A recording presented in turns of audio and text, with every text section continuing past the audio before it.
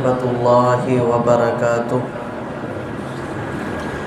إن الحمد لله نحمده ونستعينه ونستغفره ونعوذ بالله من شرور أنفسنا ومن سيئات أعمالنا.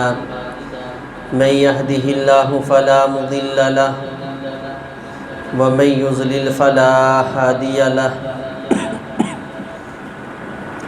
أشهد أن لا إله إلا الله وحده لا شريك له وأشهد أن محمدًا عبده ورسوله.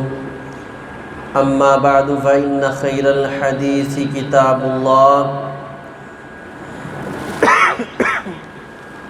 وخير الهدي هدي محمد صلى الله عليه وسلم. إن شر الأمور محدثاتها وكل محدثة بدعة وكل بدعة ضلالة وكل ضلالة في النار. اللهم صل على محمد وعلى آل محمد كما صليت على إبراهيم وعلى آل إبراهيم إنك حميد مجيد. اللهم بارك على محمد وعلى آل محمد كما باركت على إبراهيم وعلى آل إبراهيم إنك حميد مجيد. قال الله تبارك وتعالى في القرآن المجيد والفرقان الحميد: أعوذ بالله السميع العليم من الشيطان الرجيم من همزه ونفخه ونفسه. بسم الله الرحمن الرحيم. والسابقون الأولون من المهاجرين والأنصار والذين اتبعوهم بإحسان رضي الله عنهم ورضوا عنه وأعد لهم جنات تجري تحتها الأنهار خالدين فيها أبدا ذلك الفوز العظيم. وقال النبي صلى الله عليه وسلم: لو كنت متخذا خليلا لاتخذت أبا بكر ولكن أخوة الإسلام.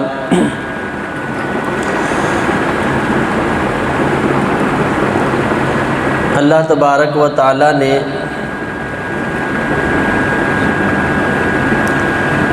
اس دنیا میں انسانوں کی رہنمائی کے لیے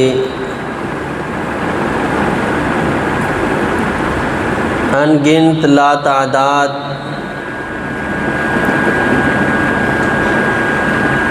بے شمار ذرائع اور اسباب پیدا کیے ہیں، اور ان میں سے سب سے بڑا جو سبب ہے اور جو ذریعہ ہے وہ اللہ تبارک و تعالیٰ کا اپنے کلام اور اپنی وحی کے ذریعے اپنے نبیوں کو مخاطب کر کے اپنے بندوں کی اصلاح کرنا ہے.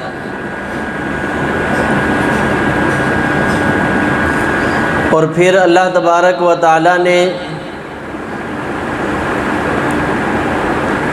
ہر نبی کے ساتھ ان کے کوئی معاون، مددگار، حواری ان کا انتخاب کیا، جنہوں نے وقتاً فوقتاً اس دینی کام میں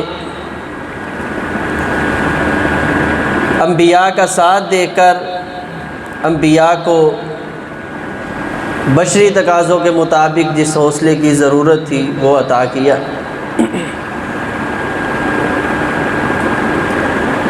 اسی طرح جناب محمد رسول اللہ صلی اللہ علیہ وسلم کو اللہ تبارک و تعالیٰ نے اپنے خاص فضل و کرم سے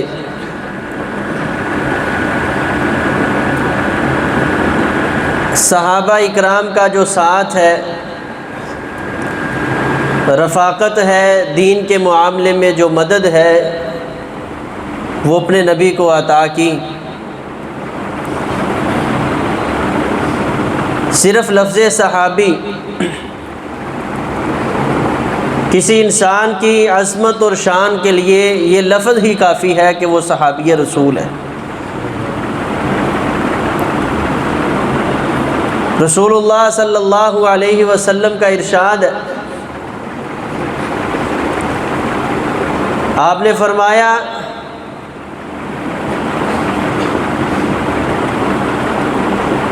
کہ وہ شخص جس نے ایمان کی حالت میں مجھے دیکھ لیا اور پھر اسی حالت میں وہ یہ شخص اس دنیا سے چلا گیا، اس کو جہنم کی آگ کبھی نہیں چھو سکتی۔ اسی طرح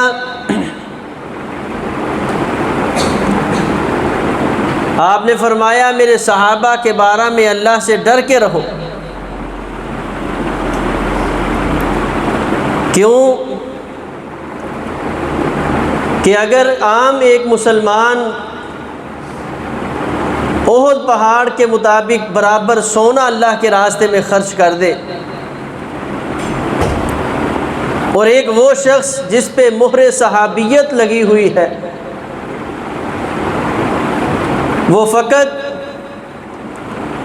2 سوا 2 2.5 کلو گندم یا جو اللہ کے راستے میں خرچ کر دے، تو یہ سونا کرنے والے کا جو اجر ہے، جو مقام ہے، یہ کبھی میرے اس صحابی کے جو گندم یا جو 2 سوا 2 کلو خرچ کرنے میں حاصل ہوا ہے اس کا مقابلہ نہیں کر سکتا۔ یہ اعمال کے اندر وزن شرف صحابیت کی وجہ سے موجود ہے۔ اور پھر اللہ تبارک و تعالی نے تینوں صفات ذکر کر کے السابقون الاولون من المہاجرین والانصار، ہجرت کے معاملے میں سبقت لے جانے والے اور ان کی مدد اور نصرت تائید کرنے والے، اور پھر ان دونوں گروہوں کے ساتھ محبت کر کے ان کے نقش قدم پہ چلنے والے، اللہ تبارک و تعالیٰ نے ان کے لیے اپنی عام رضا کا اعلان کر دیا ہے۔ اور بعض شارحین کہتے ہیں کہ یہ اللہ کی رضا کتنی بڑی نعمت ہے، عام نعمت نہیں ہے جو اللہ نے صحابہ کو دنیا میں عطا کی۔ کل قیامت کے دن جب لوگوں کے فیصلے ہو جائیں گے، جنتی جنت میں چلے جائیں گے، جہنمی جہنم میں چلے جائیں گے، جنتیوں کو ہر قسم کی آسائش اور نعمت اللہ عطا فرما دیں گے۔ حدیث میں آتا ہے پھر جمعہ بازار لگے گا، جنتی جمعہ بازار میں سیر کرنے کے لیے آئیں گے، میرا اللہ ان جنتیوں کو اپنے چہرے کا دیدار کروائیں گے۔ اب یہ اتنی نعمتیں عطا کرنے کے بعد جب یہ لوگ گھر میں آئیں گے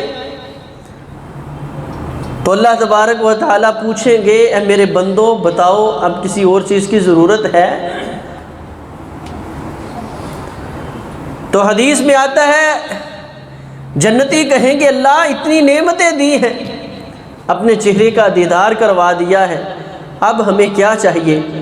تو اللہ فرمائیں گے ہاں ایک میری نعمت ابھی باقی ہے جو میں تمہیں دینا چاہتا ہوں، وہ یہ ہے کہ آج کے بعد میں رب تم سے راضی ہو گیا، کبھی میں تم سے ناراض نہیں ہوں گا۔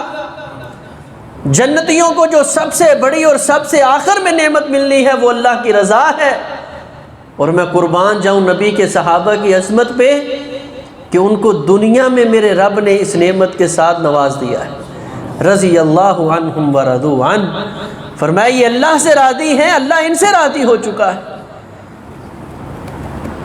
تو یہ ایک وہبی چیز ہے، اس پہ کسی کی محنت، جس طرح نبوت کسبی چیز نہیں ہے کہ کوئی بندہ بڑا نمازی ہو، متقی ہو، بڑا پرہیزگار ہو تو اس کو اللہ نبوت کے ساتھ نواز دے، بڑی نوافل پڑھنے والا ہے یعنی محنت کر کر کے منصب نبوت پہ پہنچ جائے۔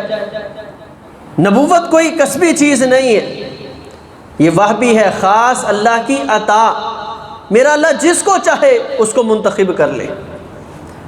اسی طرح شرف صحابیت بھی ایک وہبی چیز ہے، یہ محنت کر کے اللہ کی عبادت کر کر کے حاصل نہیں ہو سکتی، یہ صرف اللہ کی خاص عطا ہے جس کو میرے رب نے شرف صحابیت کے لیے چن لیا ہے، خاص کر لیا ہے۔ اس لیے صحابہ کا احترام، ان کے ساتھ محبت، یہ ہمارے ایمان کا حصہ ہے۔ اس کے بعد اللہ تبارک و تعالیٰ نے دوسرا معیار قائم کیا،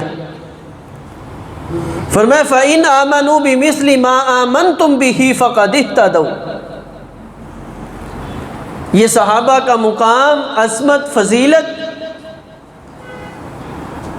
اس بات میں نمایاں ہے کہ اللہ تبارک و تعالیٰ کو ان لوگوں کا ایمان قبول اور پسند ہے جس طرح اس امت کے صدیق و فاروق، عثمان و علی، سعد اور سعید، طلحہ اور زبیر جس طرح ایمان لے کر آئے ہیں۔ جو ایمان بدریوں کا تھا، جو ایمان احد والوں کا تھا، اگر ان اوصاف کے اوپر یہ انسان مسلمان اپنی زندگی بسر کرتے ہیں تو اللہ تبارک و تعالیٰ کے ہاں یہ انسان اور یہ لوگ اور ان کا ایمان اللہ کی بارگاہ میں پسندیدہ ایمان ہے۔ اور ہمیں یہ سوچنے کا بھی مقام ہے کہ اللہ تبارک و تعالیٰ نے شرف صحابیت کے بعد ان صحابہ کے اندر وہ کون سی بعض خصوصیات رکھی تھی جو ممتاز خصوصیات تھی جن کی وجہ سے اللہ تبارک و تعالیٰ نے ان کو نمایاں مقام کے ساتھ نوازا ہوا تھا۔ تو ہر انسان کی ایک الگ خصوصیت ہوتی ہے، ایک الگ وصف ہوتا ہے۔ تو انشاءاللہ ہم اپنے آئندہ خطبات میں کوشش کریں گے کہ چند ایک صحابہ کی وہ نمایاں خصوصیات ذکر کریں کہ جو ان صحابہ میں موجود تھی، جن کی وجہ سے وہ اللہ کی بارگاہ میں اور زیادہ معزز اور اللہ کی بارگاہ میں اور زیادہ معتبر اور حیثیت اور ایک مقام جو انہوں نے حاصل کیا ہے۔ تو سب سے پہلی شخصیت یہ وہ ہے جن کا نام حضرت ابوبکر صدیق رضی اللہ تعالیٰ عنہ۔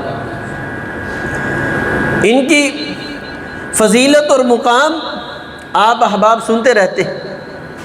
صحیح البخاری میں ہے، اللہ کے پاک پیغمبر جناب محمد رسول اللہ صلی اللہ علیہ وسلم نے آپ نے ایک دن ارشاد فرمایا کہ ایسا شخص جس نے دو چیزیں اکٹھی، جڑواں چیزیں جو ہیں جو اس کی مماثلت میں ہے، دگنی کر کے جوڑا جوڑا بنا کر اللہ کے راستے میں خرچ کی، اللہ تبارک و تعالیٰ اس کو کل قیامت کے دن باب الصدقہ سے بلائیں گے اور اس کو جنت کا وارث بنا دیں گے۔ اسی طرح جس انسان کو جہاد کے ساتھ محبت اور پیار ہوگا، اس کی زندگی کے اکثر بیٹھنے اٹھنے میں، گفتگو میں جہادی معاملات ہوں گے، اللہ تبارک و تعالیٰ اس شخص کو بلائیں گے اور باب الجہاد سے جنت کے اندر داخل فرما دیں گے۔ اور وہ انسان جس کو روزوں کے ساتھ بڑی محبت ہے، نفلی روزے بڑے کثرت سے رکھتا ہے، فرضی روزوں کا بڑا اہتمام کرتا ہے، نبی علیہ الصلاۃ والسلام نے فرمایا اللہ تبارک و تعالیٰ اس کو بلائیں گے اور باب الریان کے ذریعے جنت میں داخل فرما دیں گے۔ اسی طرح جس شخص کو یعنی ہر ایک عبادت کے ساتھ، ایک تو ہے جو اس پہ فرض ہے ان کو ادا کرتا ہے، ایک عبادت میں اس کو لذت محسوس ہوتی ہے، ایک عجیب کیفیت ہوتی ہے۔ جس آدمی کو جس اللہ کی عبادت کے ذریعے اس کے ساتھ جتنی زیادہ محبت ہوگی، اس دروازے کے ساتھ اس بندے کو جنت کے اندر داخل کیا جائے گا۔ حضرت ابوبکر صدیق رضی اللہ تعالیٰ عنہ موجود تھے، فرمانے لگے یا رسول اللہ صلی اللہ علیہ وسلم، مجھے ایک بات بتائیں کہ آپ کی امت میں کوئی ایسا شخص بھی ہوگا جس کو ان جنت کے 8 دروازوں سے بلایا جائے گا؟ کیا مطلب کہ اس میں جہاد کی محبت اور تڑپ بھی اتم درجہ کی موجود ہو، اس کے دل میں نماز کی محبت اور عقیدت بھی اتم درجہ کی موجود ہو، صدقہ و خیرات کے جذبات بھی اتم درجہ کے موجود ہو، اس کے دل کے اندر نماز کی، مسلمانوں کے ساتھ خیر خواہی کے جذبات بھی اتم درجہ کے ہوں، کیا ایسا بھی کوئی شخص آپ کی امت میں پایا جائے گا؟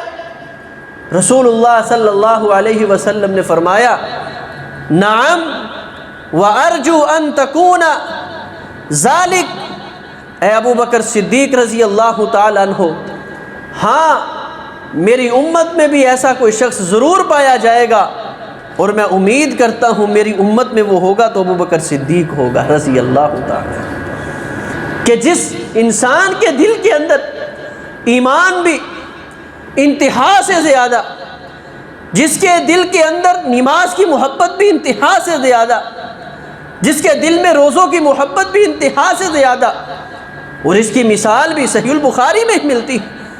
نبی علیہ الصلوۃ والسلام اتفاقی طور پہ بیٹھے ہوئے، آپ نے اچانک صحابہ میں بیٹھے بیٹھے آپ نے فرمایا بھی چلے تھوڑی سی رپورٹ چیک کرتے۔ آپ نے فرمایا مجھے یہ بتاؤ من منکم الیوم عاد مریضا، کیا میرے صحابہ میں سے کوئی آج ایسا شخص ہے جس کو اللہ نے موقع دیا ہے وہ صبح اس نے تیمارداری کسی کی ہو؟ ابو بکر صدیق فرمانے لگے نعم یا رسول اللہ صلی اللہ علیہ وسلم، اللہ کے رسول میں نے ایک بیمار مریض آدمی کی تیمارداری کی ہے۔ آپ نے فرمایا تم میں سے کوئی ایسا جس نے کسی کا جنازہ پڑھا ہو؟ فرمایا ہاں میں نے آج جنازہ بھی مسلمان کا پڑھا ہے۔ نبی علیہ الصلوۃ والسلام نے فرمایا کوئی ایسا ہو جو آج روزے کی حالت میں ہے؟ پھر صدیق کھڑے ہوئے۔ اب اس شخص کو جنت کے 8 دروازوں سے نہیں بلایا جائے گا تو کس کو بلایا جائے گا؟ فرمایا ارجو ان تکون ذالک، مجھے امید ہے کہ میرا ابو بکر ہوگا جس میں فاستبقوا الخیرات، نیکی کے کاموں میں سبقت، بڑھ چڑھ کے حصہ لینا، اولین میں شامل ہونے کی کوشش کرنا۔ ابو بکر صدیق رضی اللہ تعالیٰ عنہ کی یہ صفت، اس بنیاد پہ اس شخص کو جنت کے 8 دروازوں سے بلایا جائے گا۔ ان کے اندر جو خصوصیات عام صحابہ سے ممتاز تھی، ان میں سے سب سے بڑی اور سب سے اہم جو خصوصیت ہے ان کا خاصہ ہے وہ یہ ہے کہ ایمان لانے کے ساتھ انہوں نے ایمان کا حق ادا کر دیا، جو ایمان کا حق تھا وہ ادا کر دیا۔ دلائل النبوہ امام بہقی علیہ رحمہ کی کتاب ہے، ان کے اندر روایت موجود ہے۔ اسی طرح اس کے متشابہ روایت صحیح البخاری کے اندر بھی موجود ہے، تھوڑے سے الفاظ کے فرق کے ساتھ۔ اللہ کے پاک پیغمبر علیہ الصلوۃ والسلام موجود تھے مدینہ کے اندر، ایک دیہاتی آدمی آیا اور اس نے اسلام قبول کرنا چاہا۔ جب اس شخص نے اسلام قبول کیا تو وہ کہتا ہے میں اپنی وجہ بھی بیان کرنا چاہتا ہوں کہ میں نے اسلام کیوں قبول کیا ہے۔ اللہ کے پیغمبر علیہ السلام نے فرمایا جی بتائیں۔ کہنے لگا یا رسول اللہ صلی اللہ علیہ وسلم میں بکریوں کا چرواہا ہوں، بکریاں چرا رہا تھا کہ اچانک ایک بھیڑیا آیا ہے، میری ایک بکری اٹھا کے لے گیا، میں اس کے پیچھے ہو لیا، وہ جو ڈنڈا تھا پاس، میں نے اس کے قریب جا کے جب اس پہ مارا، اس نے بکری کو چھوڑا اور پہاڑ کی ایک چوٹی پہ بیٹھ گیا اور میری طرف رخ کر کے کہنے لگا کہ آج تو اس بھیڑیے سے اپنے جانور کو بچا رہا ہے، اس دن جو دن ہی درندوں کا ہے، مراد قیامت کا دن کہ جب ہر چیز نگل لی جائے گی، ختم ہو جائے گی، اس دن ان بکریوں کو پناہ دینے والا کون ہوگا؟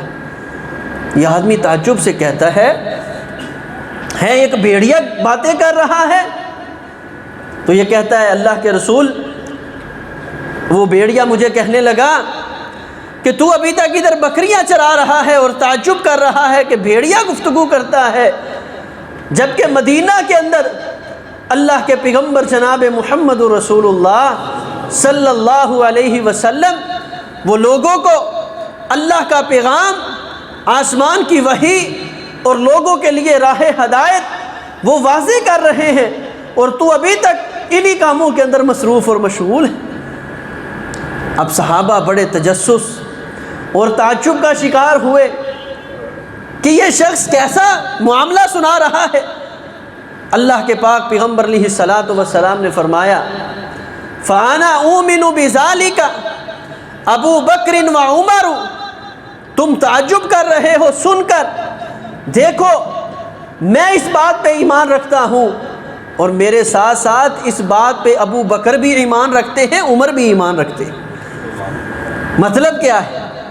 ابو بکر رضی اللہ تعالیٰ عنہ مجلس میں موجود نہیں ہے، تو آپ نے فرمایا تم سن کے میری مجلس میں بیٹھ کے تعجب کا اظہار کر رہے ہو، لیکن جاؤ اگر اس بات پہ مہر ثبت میں محمد صلی اللہ علیہ وسلم کی ہو گئی تو میرے ابو بکر سے پوچھنا، وہ بلا سوچے سمجھے اس بات کی تصدیق کر دے گا اور اس پہ ایمان لے آئے گا۔ یہ ہے ایمان ابو بکر رضی اللہ تعالی عنہ، جو اللہ کے پیغمبر علیہ الصلوۃ والسلام کے لیے قابل فخر تھا۔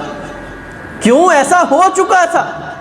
جب نبی علیہ الصلوۃ والسلام معراج کی رات واپس آئے تو اللہ کے پاک پیغمبر جناب محمد رسول اللہ صلی اللہ علیہ وسلم نے لوگوں کو آ کر یہ ساری بات جو الاسراء والمعراج کا سارا سفر لوگوں کے سامنے ذکر کیا، تو جو مشرکین مکہ تھے ان کے لیے بڑی تعجب کی بات تھی، حتیٰ کہ ابو جہل نے حضرت ابو بکر صدیق رضی اللہ تعالیٰ عنہ کو پکڑ لیا اور فرمایا بتا، اگر کوئی شخص یہ کہے کہ میں ادھر سے لیا بیت المقدس چلا گیا اور راتوں رات میں ساتوں آسمانوں کی سیر کر کے آ گیا ہوں، کیا وہ بندہ کبھی سچا ہو سکتا ہے؟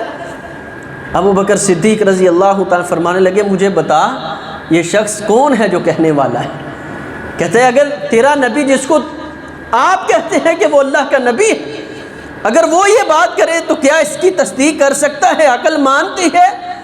ابو بکر صدیق رضی اللہ تعالیٰ فرمانے لگے ابو جہل تجھے کیا پتا میرے ایمان کا؟ تو ایک بار کی بات کرتا ہے، میں تو اس بات پہ ایمان لے کے آ گیا ہوں کہ دن میں کئی بار آسمان سے فرشتہ اللہ کا پیغام لے کے اس کے پاس آتا ہے۔ اگر وہ ایک رات خود چلا گیا ہے تو میرا ایمان چیک کرنے آ گیا ہے۔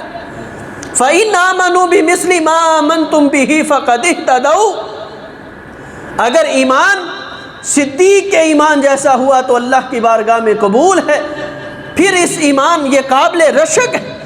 آج ہمارا ایمان کیسا ہے یہ سوچنے کی بات ہے۔ اس لیے اللہ کے نبی علیہ الصلوۃ والسلام نے فرمایا تھا اس امت میں، میری اس امت میں اور بلکہ ساری دنیا میں انبیاء کے بعد اگر سب سے زیادہ فضیلت والا کوئی شخص ہے، مستدرک حاکم کی روایت ہے، نبی علیہ الصلوۃ والسلام نے فرمایا جن پہ سورج طلوع ہوتا ہے سب سے زیادہ فضیلت والی، یعنی انسان ان میں اگر سب سے زیادہ فضیلت والی کوئی شخصیت ہے تو وہ یہی میرا ابو بکر ہے۔ ان کو یہ فضیلت یہ مقام کس وجہ سے ملا کہ ان کے دل کے اندر ایمان اتم درجے کا موجود تھا۔ جب اللہ کے پیغمبر علیہ الصلوۃ والسلام کا قول، آپ کا فعل، آپ کا عمل، اللہ کی وحی آ گئی، پھر کیوں چوں چرا نہیں بلکہ فوراً ان یقولوا سمعنا واطعنا، اللہ کا پیغام آ گیا ہے۔ صدیق کا ایمان قطعاً یہ گوارا نہیں کرتا کہ یہ پوچھے ایسے ہوا کیوں ہے۔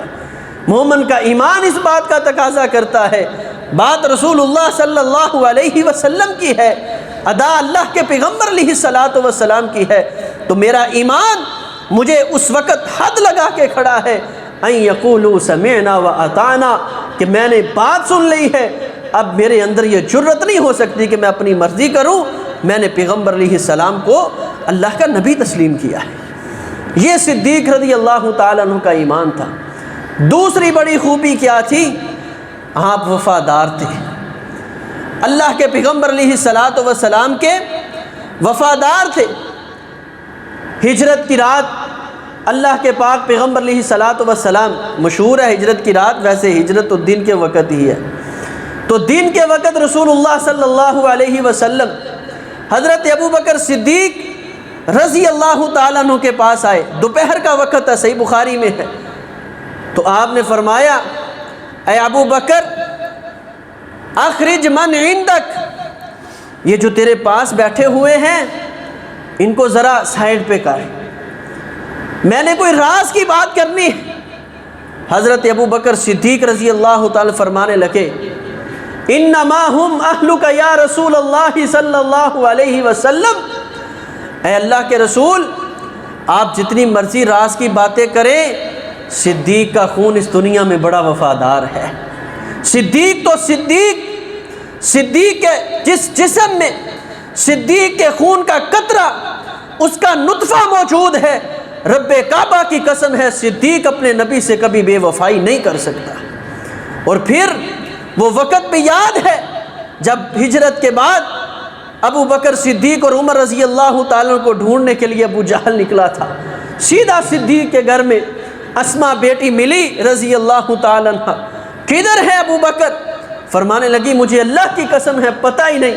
فرماتی ہے اس ظالم نے اتنے زور سے میرے منہ پہ تماچا مارا کہ میری بالی جو ہے وہ گر گئی، اتنے زور سے تماچا اس نے مارا، لیکن اسما نے اللہ کے پیغمبر کا راز ظاہر نہیں کیا. یہ ہے وفاداری، اپنوں سے پیار محبت، دین اسلام جن کے ساتھ چلے ہیں ان کے ساتھ مخلص ہو کر. آج ہماری حالت اور کیفیت کیا ہے؟ آج مسلمان خونی رشتے ہونے کے باوجود، اسلامی رشتہ ہونے کے باوجود ہم ایک دوسرے کی جڑیں کاٹنے کے لیے کھڑے. ہمیں ان چیزوں میں لذت محسوس ہوتی ہے کہ ہم کسی کے ساتھ بے وفائی کرتے ہیں، غداری کرتے ہیں، اس کی خیانت کرتے ہیں. حضرت ابو بکر صدیق رضی اللہ تعالیٰ عنہ نے اگر دوستی کی ہے، محبت کی ہے رسول اللہ صلی اللہ علیہ وسلم سے، تو اس کا حق بھی ادا کیا ہے. انشاءاللہ العزیز یہیں سے اگلے خطبہ جمعہ ہم شروع کریں گے کہ ابو بکر صدیق رضی اللہ تعالیٰ عنہ کے اندر یہ کون کون سی خوبیاں تھیں. اللہ تبارک و تعالی ہمیں صحیح معنوں میں ابو بکر صدیق رضی اللہ تعالیٰ عنہ کی مثل اللہ کے پیغمبر علیہ السلام کے ذات پر ایمان لانے کی توفیق عطا فرمائے.